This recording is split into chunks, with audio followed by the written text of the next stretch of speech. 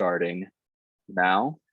And I will also, click the wrong button. I will also be streaming this live on Facebook. So just 1 second and I will get that teed up.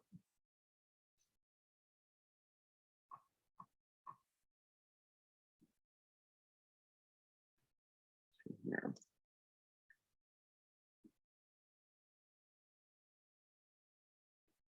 So if anybody has any great jokes while I get us going on Facebook real quick, feel free.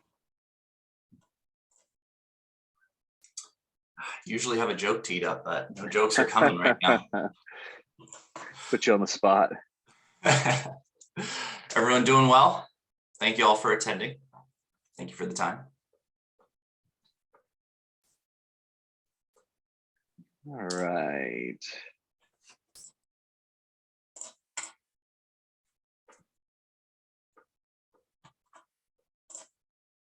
Sorry, y'all, that took longer than it usually does. All right. Thank you again, everybody that's joining us. And then we'll have people come in as the time goes on. But just for those of you who have not met yet, my name is Caleb Talley. I am the Executive Director of the Startup Junkie Foundation.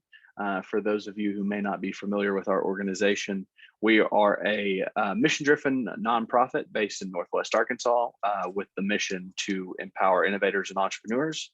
We do that largely in 2 ways. One is through one-on-one consulting with anyone from idea stage up to $25 million.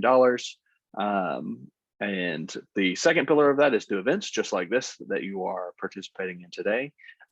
Events intended to educate, inspire, and all of that fun stuff. I'm excited to have our friend Dan Gallagher from HubSpot for Startups. He's the head of partnerships Southeast. He is based in Austin, right? I believe.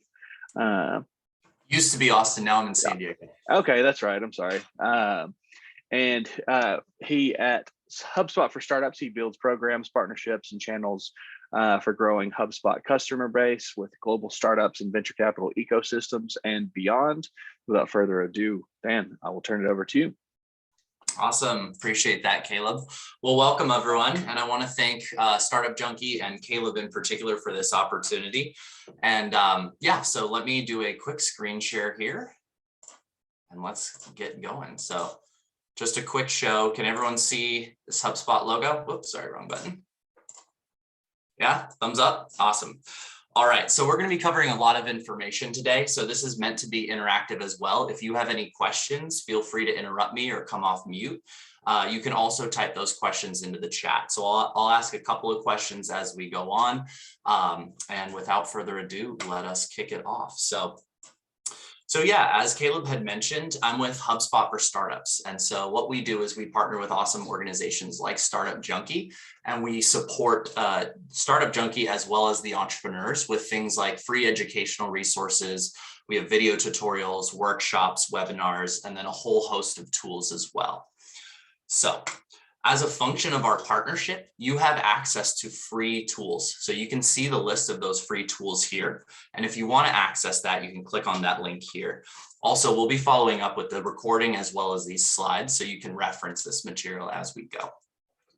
So beyond the free tools, as a part of our partnership, you also get access to discounting. So if you're using HubSpot currently, feel free to send me a message. And if you're new to HubSpot and want to make a purchase, depending on how much you fundraise, you're eligible for either 50% off or 90% off. So just something to know there.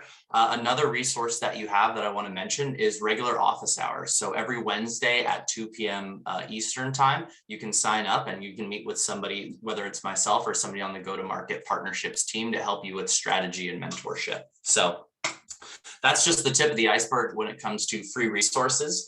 And yeah, let me introduce myself. So as Caleb had mentioned, my name is Dan Gallagher, and I lead HubSpot for Startups partnerships in the Southeast. And so what that means is I'm partnering with over 250 VCs, accelerators, and other startup organizations to support their entrepreneurs at scale. A little bit of history. Before that, I led partnerships for an organization called Capital Factory, which is one of the largest venture groups in co-working spaces and accelerators in Texas. Before that, I was a founder and led business development and fundraising and sales efforts. And then before that, I was an institutional fundraiser who raised a little bit over 250 million. So that's a little bit on me. And so what are we going to be talking about today? So we're going to talk about how to set up your sales process for success. And before we get going, I just want to take the temperature. How familiar are we with sales process? So if you don't mind, put this in the chat. One is we don't know what sales process is. We don't really have a strategy, which is totally okay. And then 10 being, I've written several books on sales process and I, can create a sales org like the back of my hand. So in the chat, if you don't mind, put show me 1 to 10. All right. 3, 1, 1, 7. Okay. Excellent. So you're in the right place no matter what experience level you have. So the material we're going to cover today is going to be helpful whether you're just starting your entrepreneurial journey and whether you're in B2B, B2C, or B2B2C. So without further ado, let's kick it off. So what are we talking about today? So we're going to cover a few things. First off, we're going to talk about the change in the buying experience, right? The landscape of sales has changed within the last 10 years.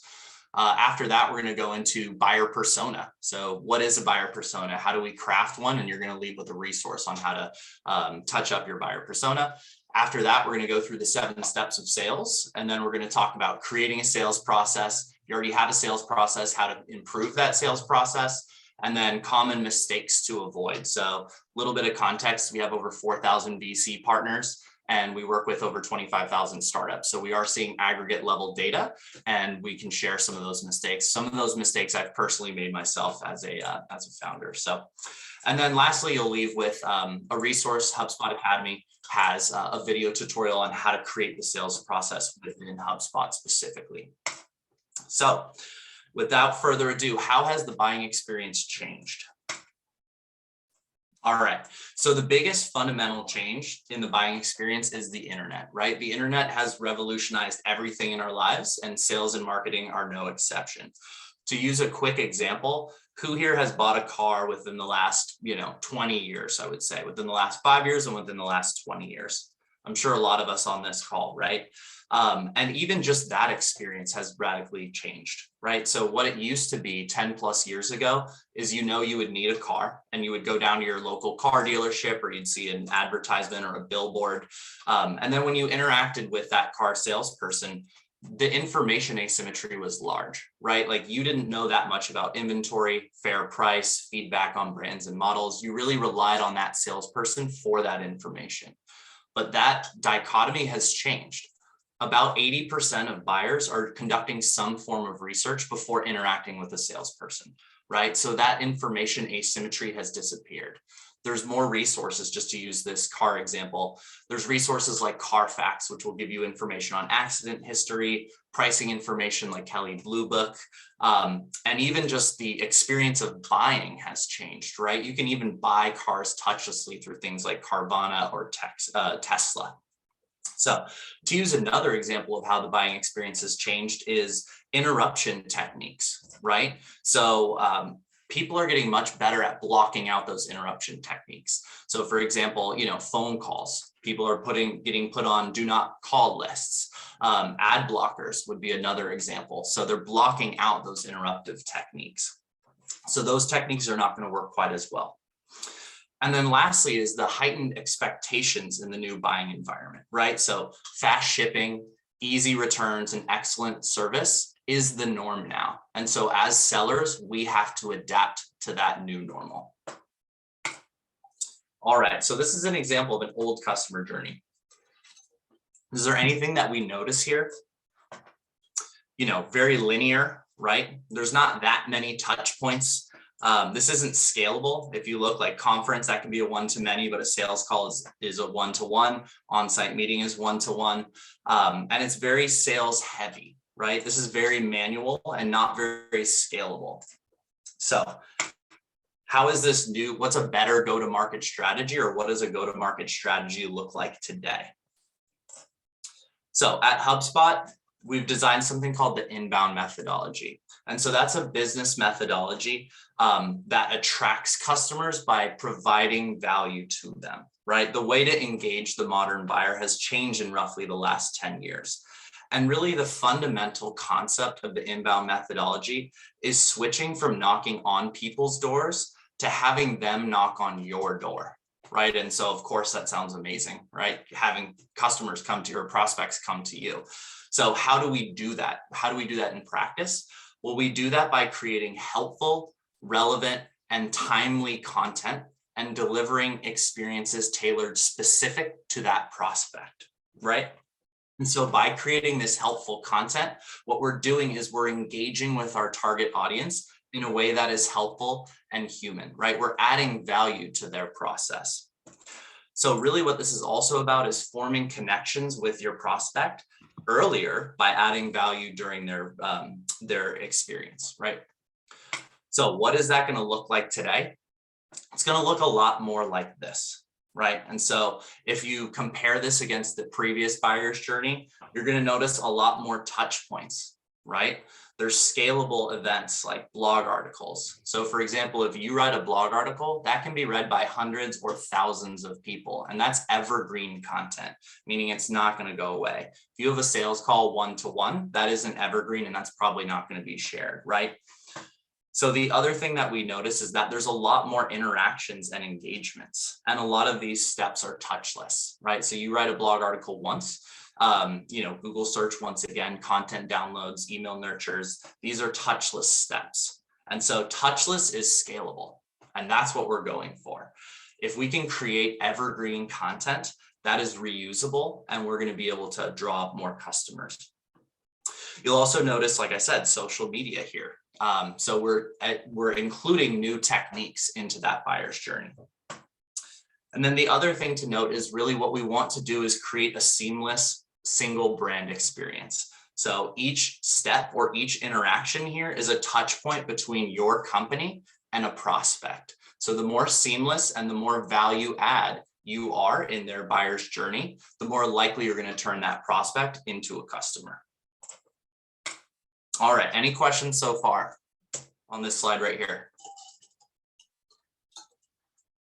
All making sense? All right, excellent. I see Erica nodding. Thank you, Erica. All right, so what it is today, it's not as much a differentiating factor. It's not as much about what you sell. It's about how you go to market and the experience you're creating, right? So I want you to keep that in mind as we're going through this presentation. So before we can really create an effective sales process, we need to understand who it is we're targeting, right? I mean, I can go after the wrong prospects or have the wrong customers, and that's going to be detrimental to my business. So first, what we want to do is create a solid buyer persona. And so here's a question for the audience. Do you think do you have a buyer's persona laid out?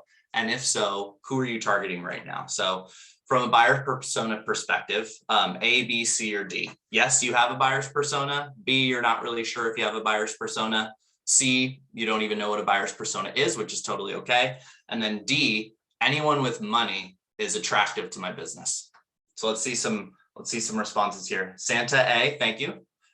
A, B, okay. Jaden, Adam, thank you. JB, oh, good to see you. A, D, okay. Ooh, Caleb, you fell for my trap here. All right, so I want to just highlight D real quick. So that's a mistake that a lot of startups have, is targeting anyone with money. You want to be targeted on who's going to get the most aggregate value from your business. There is such a thing as a bad fit customer. And when you're starting a business, you need to be very resource smart, right? And so the better you can define your buyer persona, the more effective you're going to be with not only going to market in marketing and sales, but also more successful in delivering value to your customer. So awesome. Thank you all for sharing that. So for those of you who don't know, let's just quickly go over what a buyer's persona is. All right, so buyer's persona is a semi-fictional, generalized representation of an ideal customer. So it's okay if you don't have one right now. We're going to go over the steps. There's two components to a buyer persona, right? There's demographic information, and then there's psychographic information. And demographic information is things like age, location, employment status, family. And then psychographic information is going to be things like motivations, right? Like what are their goals? What are their challenges? What keeps them up at night? What are the pain points individually? And what are their pain points as a business?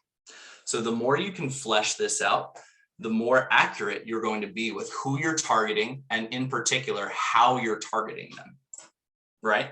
And so why this buyer's persona is so important is because it helps you set up the framework around your target audience. And it's going to help inform you of how your customers like to be interacted with, how, when, and where they absorb information, right? Like if I have a more transactional type of business and it's for a younger audience and I'm predominantly targeting LinkedIn, that may not be as effective as Instagram. Or let's say I'm a large B2B manufacturing, I'm selling to a large B2B manufacturing company. Maybe my target audience isn't on Instagram, right? So the more you can flesh out that buyer's persona, the more effective you will be with reaching out to those folks. Because the key of this is really you want to meet your customers where they are. And the buyer's persona is going to help you identify where these customers are and how they're going to absorb this information.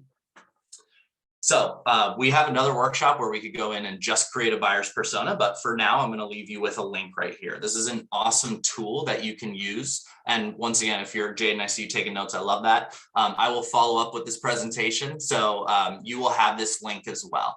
But yeah, please continue to take notes if you'd like. I didn't want to mess up your flow there. So as you're going out and fleshing out this buyer persona, and even if you have a buyer's persona, this can be a helpful exercise to make sure you're on track. Write down and list out as much information about this person as you can. And it's even things that, you may not think of traditionally that makes sense. So let me give you an example. This is a HubSpot for startups persona in our early days called Growth Gary.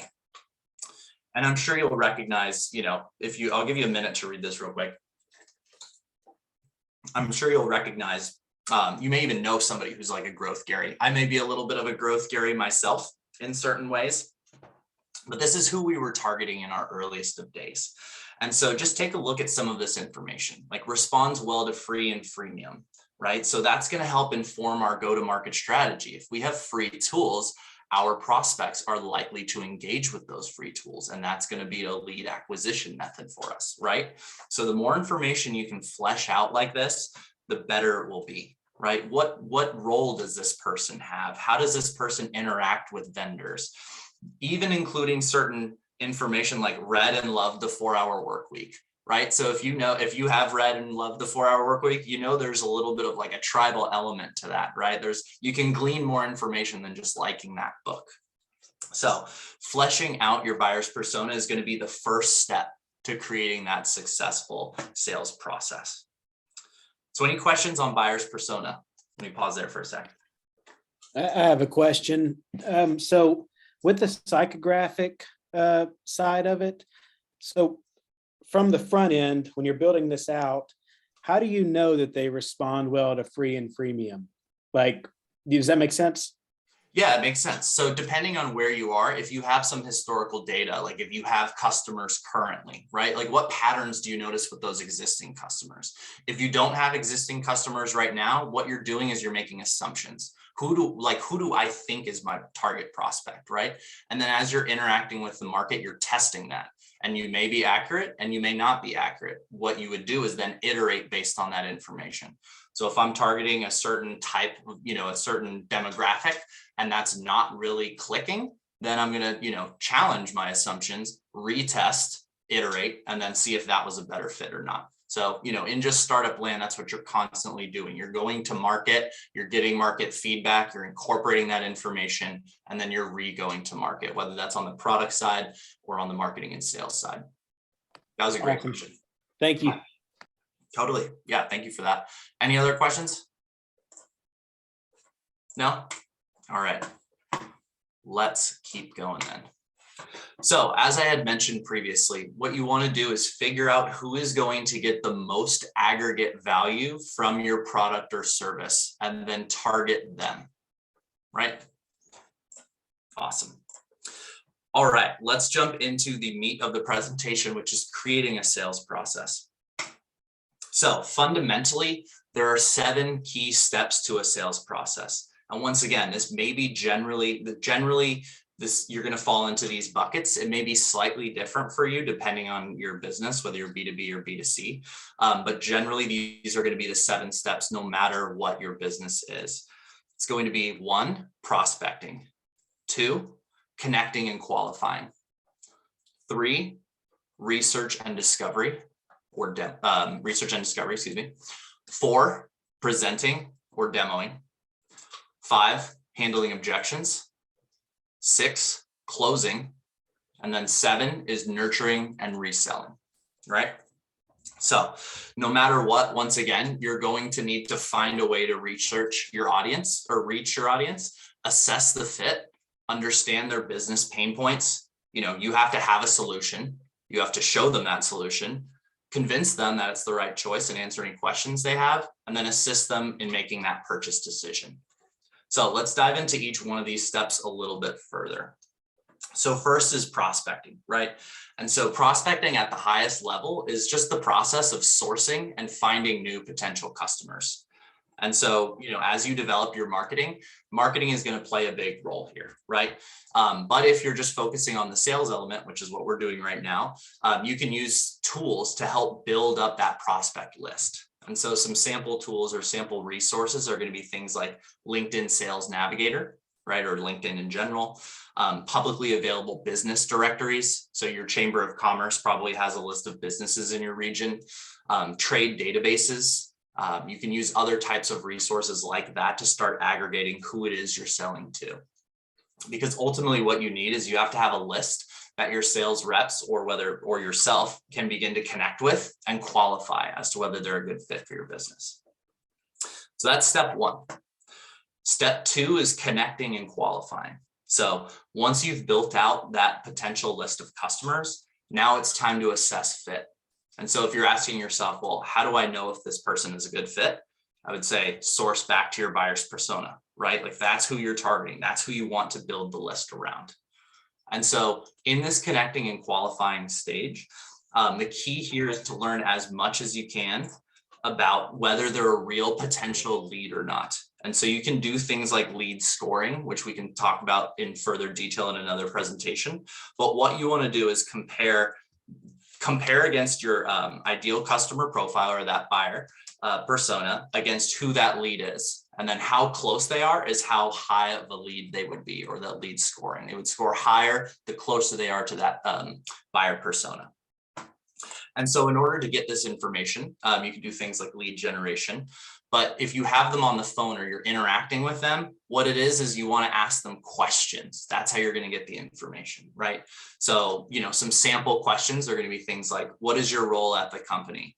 You know, why is this a priority for your business? What other solutions are you evaluating? You know, general qualification questions. You want to get a sense of how serious of a lead this is, because there's a big difference between someone who has an immediate pain point that is halting them from, you know, securing more business or growing as a business versus someone who's just kind of curious about what it is you do and maybe would be interested down the road, right? I would much rather talk to the former right now than the latter. All right, next is research and discovery. So once again, what we're doing is we're learning more about their business pain point. And then we're asking further questions like whether they have budget set aside for this problem, right? This is going to further help me understand their business and their industry. So at this point, your sales team really needs to dive into your prospects' challenges, their needs, their goals, right? You're trying to assess and understand what is that pain point. And then what you're doing in that next step is allowing for that translation between their pain point and your solution. So you need to learn their terms and communicate with them in ways that they're going to understand. Another thing to highlight here is you can use automated information from tools like HubSpot to help you deliver a more customized or personalized experience. So whether it's HubSpot or another solution, these tools can help inform you of things like if they visited your website, how long did they visit your website for? How many pages did they visit on your website? Did they download any content from your website or interact with any calls to action that you have built in your emails or your website? So this is going to help you once again determine how good of a fit and how active they are, how interested they are in you or your solution. Just a little fun fact, some of you may not know, HubSpot, including in the free version, you can tell when someone opens your email. You can tell when someone clicks on any of the links embedded in your email. So once again, you can use that information to your advantage. All right, any questions on the first 3 steps before we go into 4, 5, and 6, and 7? So far, so good. Awesome. All right. So next step is presenting, right? So now it's time to show your potential customer how you're going to help them achieve their current goals and overcome their current pain point. And so, as I said previously, this is really about translating your solution into terms that your potential customer is going to understand. And so once again, depending on your business, this can be a different form, whether it's a demo or some sort of scope of work analysis, right? So one thing I want to comment on or flag right now is this step is less scalable, right? So this step can be a little bit more time consuming. If I'm giving a demo, generally, unless if it's in the form of a webinar, generally a demo is one-on-one, right? So by this point, I want to make sure who I'm presenting to is a solid lead, is someone qualified, right? Because what I'm doing is I'm tailoring my presentation to their specific case, right? So next is handling objections. So this is a very important step. You want to listen very closely to the questions that your prospect are asking and where they're expressing hesitations.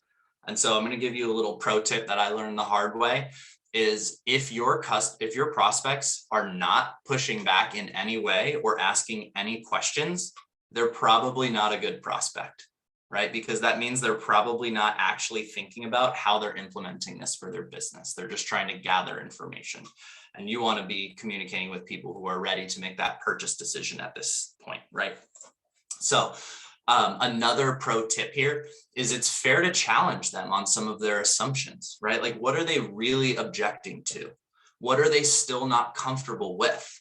You know, is it the cost of your solution? Is it the onboarding process? Is it some term in your proposed contract or something like that? So the better prepared you are, the easier it's going to be to handle objections. Another thing that I want to note as a pro tip is start to record these objections, right? You can notice patterns regarding prospect objections. So this is helpful information, helpful market feedback once again. So if you're talking to 20 prospects and 15 of them flag the same objection, that's probably market feedback you want to pass to your product team, or that might be something you're going to prioritize, right? Because if that's where they're objecting, you know, you want to accelerate that through the development phase, right? And in addition to that, if you do have a sales team or whether it's yourself, you'll want to have responses for these common objections. And especially as you're scaling your business, you want to think about standardization, right? So the more standardization you can implement in this process, the easier it's going to be to onboard salespeople, the easier it's going to be to ramp them up, and the more effective they're going to be as well. So next we have closing. So we are almost there, right? This is every salesperson's favorite step, right? We are getting commitments, we're negotiating terms, we've sent through the contract. And then if everything goes well, this is the moment we've waited for, we have just closed the deal. We've closed some business. And so your prospect has just turned into a paying customer. You know, if you remember some of the, sales pets where you have the bell that you ring, this would be the bell ringing time. And now, depending on your business, there may be a handoff to an account manager or a customer success team member, or maybe it's you as a founder who is then servicing this customer. And most people think that the sales process ends here. And if there's one thing that you take away from the presentation, it's that the sales process does not end at step 6. That is absolutely wrong, right? The next step is nurturing and reselling. And the reason why this is so important is because the key to differentiating yourself as a business is by providing a great service experience, right? And delighting your customers at every step of the journey. So what they've done at this point, when they purchase something or when they invest in you, they're putting their trust and confidence into you and your team and your product. So now is not the time to forget about them. And what we see as a mistake a lot of times is that handoff. Sales sets expectations, closes a deal, passes it off to customer service, and then the experience becomes worse from there, right? And this is really important to make sure that it's seamless in that process, because from a reputational standpoint, if you want to scale sales, you're going to need product evangelists. You're going to need customers who are so delighted that they sing your praises for them. So I'm going to repeat that as well, because the number one factor for scaling your sales numbers, sales team, and just objective as a business is going to be leveraging your happy customers. Okay. And the reason this is the case is because happy customers are a treasure trove of business development. Okay. A few things. One, they're going to help you sell, and they have more credibility than you do, right? Because obviously every time you're selling, you have your objective to close business.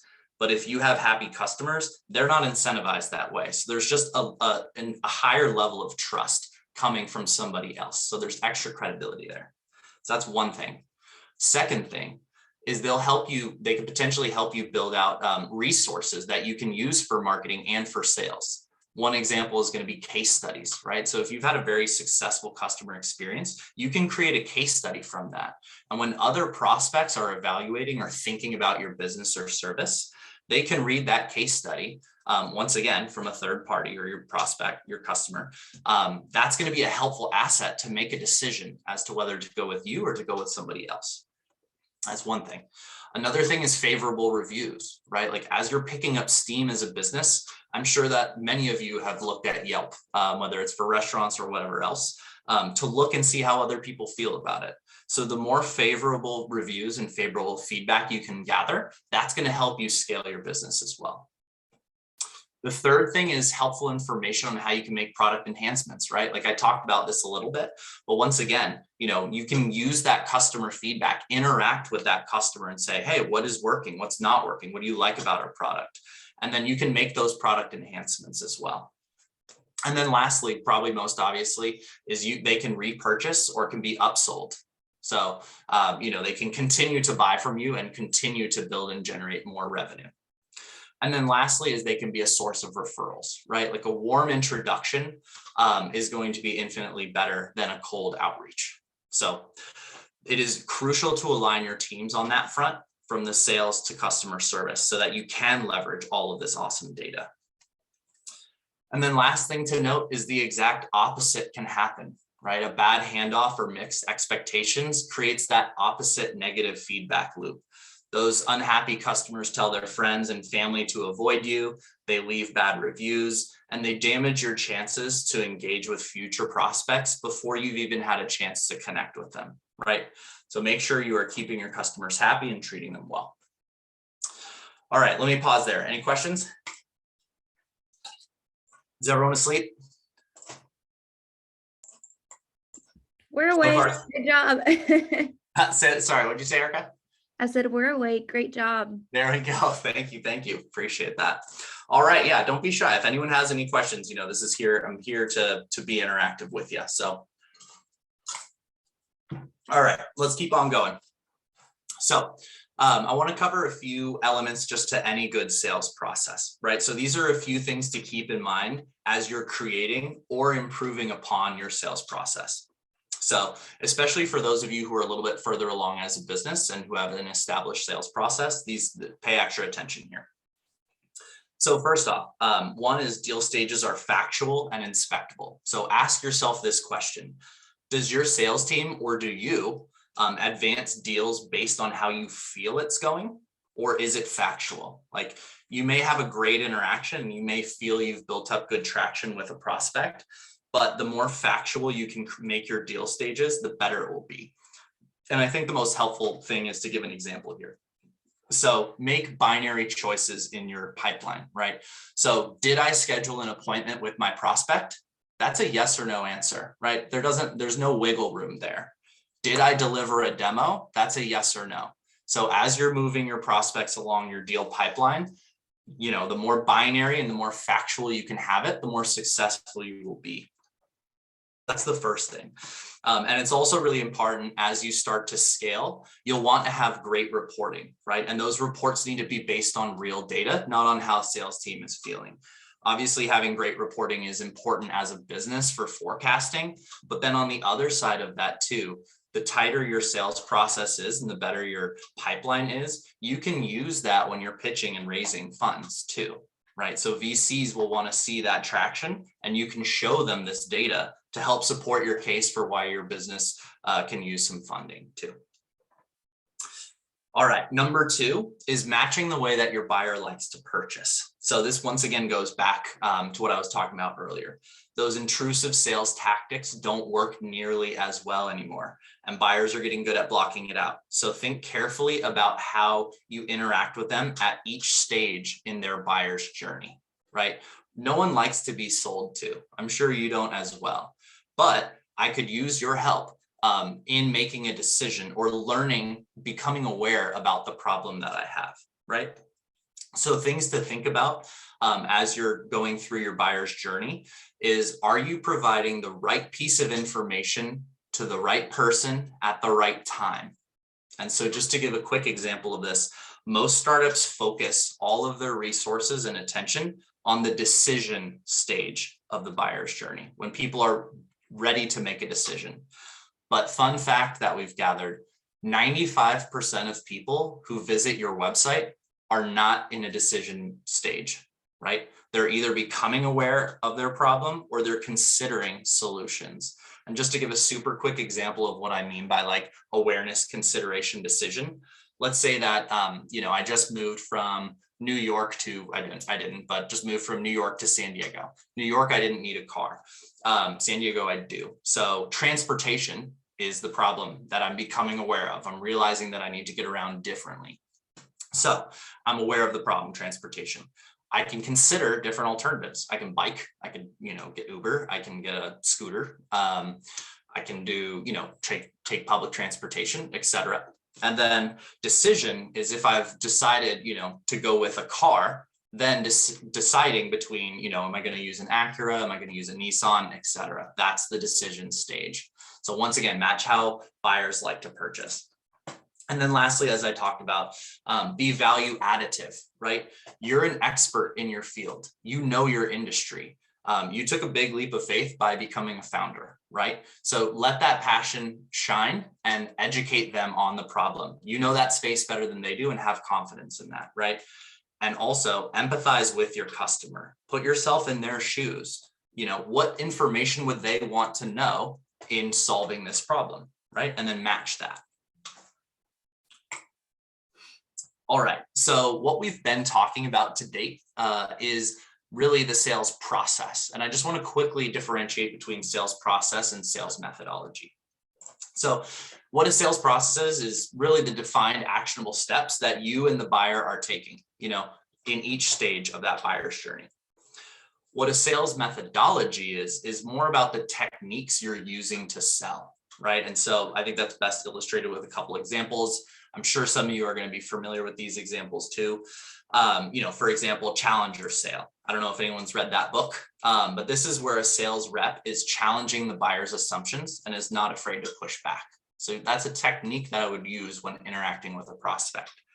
Another example would be a consultative sales method, where sales reps establish themselves really more as a trusted advisor, right? You're acting more as like the ambassador between their pain point and your solution and helping them think through this from their business perspective.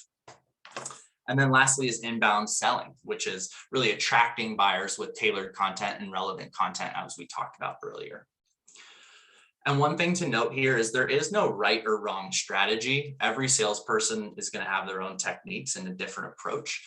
And what you really want to do is, you want to test these techniques out. What are you comfortable with? What works best in your industry and your environment? And note that a combination of these methodologies may be best. So feel free to iterate and test just like you are with everything else in your business.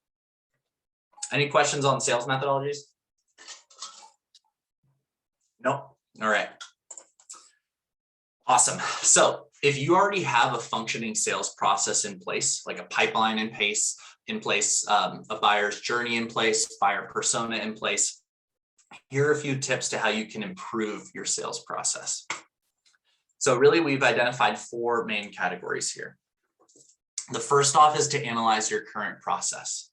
So if you have closed any deals or you have any current customers, take a look at the journey of those let's say your last 10 deals, whether you won them or lost them. Let's take Lost, for example. So what worked and what didn't work? Why did you lose those customers or those prospects? And at what stage did you lose them? Was it after an appointment was scheduled? Was it after a demo? Was it something to do with terms? So the more you can look at your previous sales, the better you can do at analyzing what is working and what is not working. So actually, I'll give you a quick example at Capital Factory of how we analyzed our sales process. So we would sell sponsorships to events. And so what we would do is we didn't have problem generating leads. We had plenty of calls on that front, but after we'd have an introductory call, they wanted a summary of just what was the opportunity set. And we didn't really have a great resource or asset for that. We'd have to manually create a very similar document over and over again that just summarized basically what our menu of options was, or what our product set was, if you will.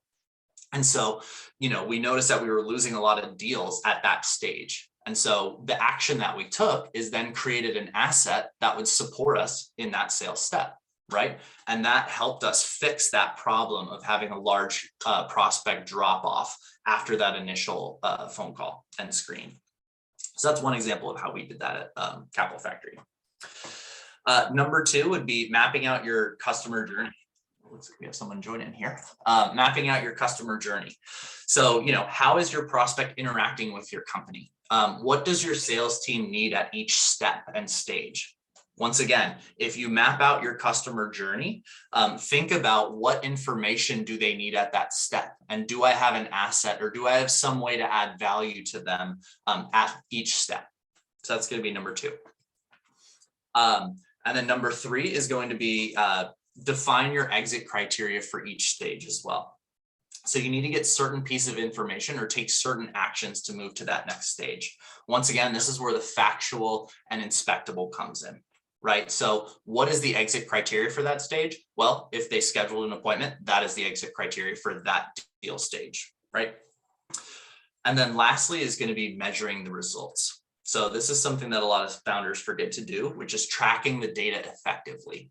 So you should be measuring things like demo conversion rates, deal close rates, average time to close, or revenue per deal. Those are just some examples of metrics. You want to think about your business and what is the important data to collect. And once again, you're collecting this data so you can improve and make recommendations.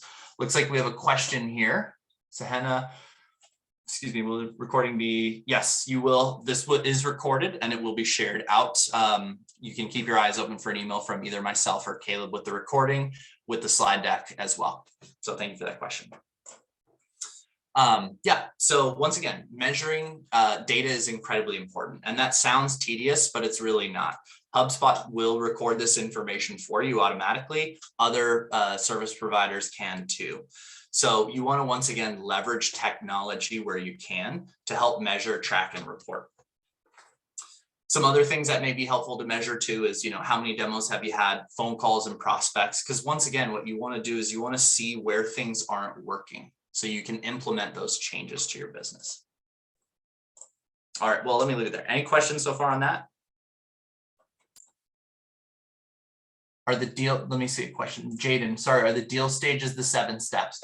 That's a great question. So it's related to that. So basically, if we go back to I'll go back to the 7 steps later. The 7 steps are basically the actions of your sales process. Deal stages are going to be specific to your business. So once again, did I schedule an appointment?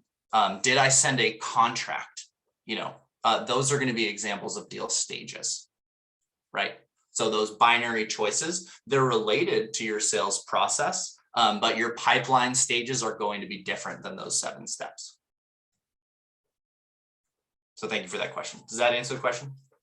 Yes. So I suppose if I mapped out my customer journey, I could sort of have those milestones and they would then be my deal stages, I suppose.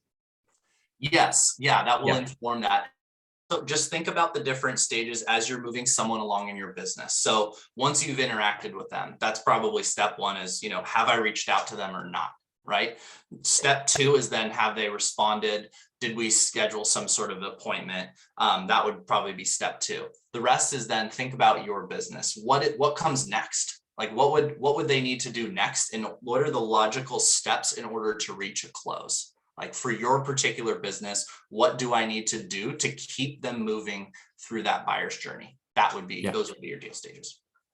Perfect. Thank you. Yeah, absolutely. That was a great question. Any more questions? Give it one more second. All right, let's keep going. So I only have a couple more slides left. We're going to quickly go over some of the common mistakes that we see. Once again, we're getting data from about 4,000 VCs as well as over 25,000 startups. So we do see some patterns in some of the mistakes that smaller businesses are making. And these are, across industries as well. So the first one is really just forgetting to add definitions around the sales process, right? Leaving it open to interpretation. I think I've kind of covered this, but what you want to have, you don't want your sales stages to be vague or ambiguous. You want there to be concrete steps and you know where you are in each one of those, where you are in your pipeline. So that's the first thing. The second thing is not tracking metrics or measuring incorrect metrics, right? So once again, what information is important for my business so I can make actions on it? So that's what you want to track. You want to track results so that you can figure out what is working and more importantly, what is not working. So what changes do I need to make? And then third is forgetting that your sales process will always be a work in progress, just like your buyer persona is a work in progress. As your business continues to evolve, some of the assumptions that you've made are correct. Some of the assumptions you've made are probably incorrect. And even still, as your product evolves, there may be a better fit for a certain type of company or a certain type of prospect. So you want that market feedback to define and help update not only your buyer's persona, but also your sales process, right? So know that this is never done, right? You want to constantly be making sure, okay, am I recording the right information? Are these the right steps for my business? Am I targeting the right folks? So that's number 3. And with that, we are done. So actually, wait, let me cover one more thing. One thing that was a bit frustrating for me, I've attended a lot of these sessions, both on the founder side as well as on the presenter side.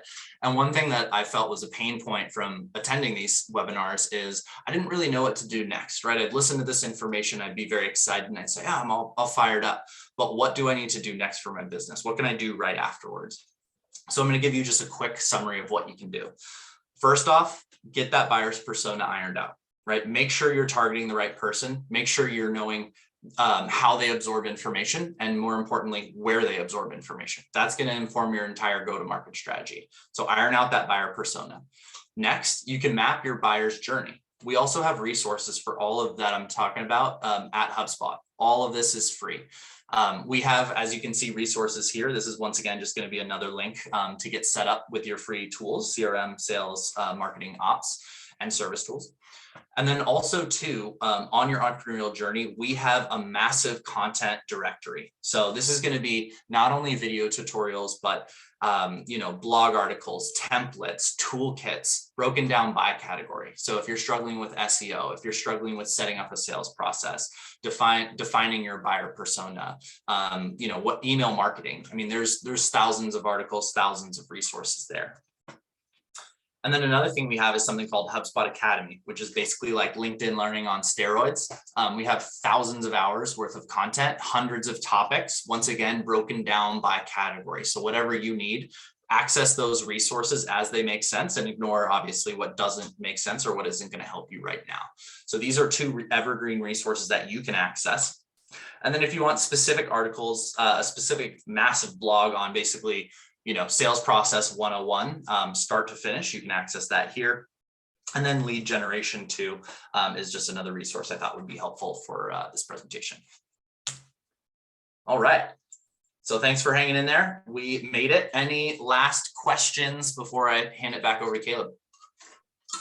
Not necessarily a question, but then would you speak to our HubSpot for Startups partnership and kind of what they stand to gain from accessing those resources, I guess, through our affiliation? Yeah. So basically a couple things. One, access to the free tools, which as we saw earlier is incredibly robust, right? Depending on where you are in your stage, this is probably all of the firepower you're going to need, especially if you're kind of pre-seed or seed. Additionally, you also have access to the discounting as well. So and this is, you can only get this through Startup Junkie, right? So if you decide to make a purchase decision and want to use HubSpot, you have access to either 50% off or 90% off, depending on your funding. And so at that 90% off for our growth package, that's about $17,000 in the first year. So once again, you have to go through Startup Junkie to get access to that. Other resources like we have, or I covered some of those there. Office hours would be another example. And then additionally on that, we built out a partner network. So if you're using other service providers like Stripe, Brex, Carta, AWS, there's about 25 of them. And it in aggregate is about, I think it's $80,000 in reciprocal benefits. So if you're a part of our program, you can also access that. That's really the tip of the iceberg. Also educational sessions like this. We've really spent a lot of time, effort, and money into building out resources for founders to help them be successful. So yeah, that's kind of the tip of the iceberg of our partnership. Appreciate that. Knew you'd be able to explain that way better than I would. So any more questions?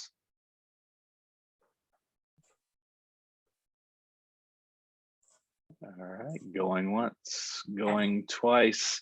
Dan, we really appreciate you for taking the time to do this presentation with us. Really appreciate it. Super valuable.